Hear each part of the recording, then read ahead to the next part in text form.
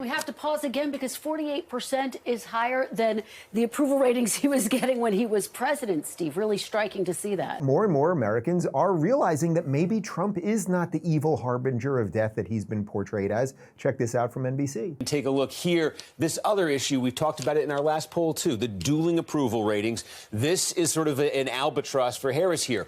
Her administration that she's a part of, Joe Biden's approval rating sits at just 41%. And then there's this twist, Donald Trump.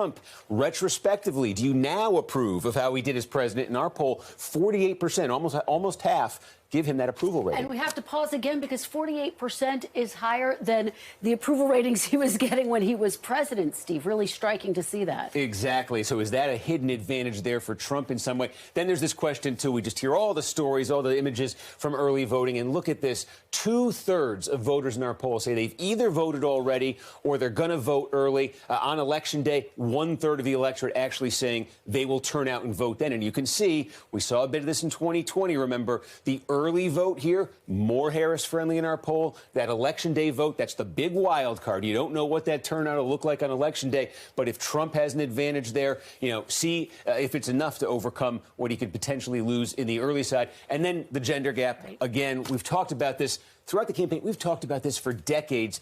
Trump up 18 with men, Harris 16 with women. That is a 34-point gender gap by about 10 points. If this happens, this would be the biggest gender gap ever recorded. Stunning. And his lead with men bigger than her lead with women. Glenn, I know you have no love of the mainstream media, obviously, and that's the whole point of The Blaze and all the things that you've done for the last 20 years.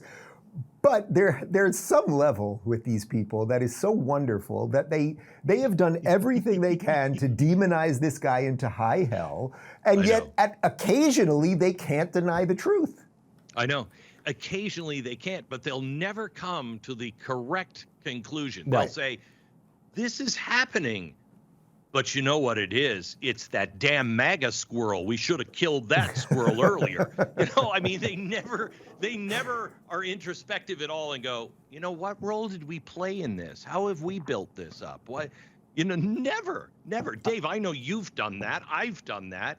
I think every honest person in America has watched where this country has gone and said, okay, I know they're crazy, but have I played a role in this? What am I doing? I should stop doing this or start doing this, because the republic really is at stake. And that's what amazes me, is that supposedly, according to the polls, half of us have no idea.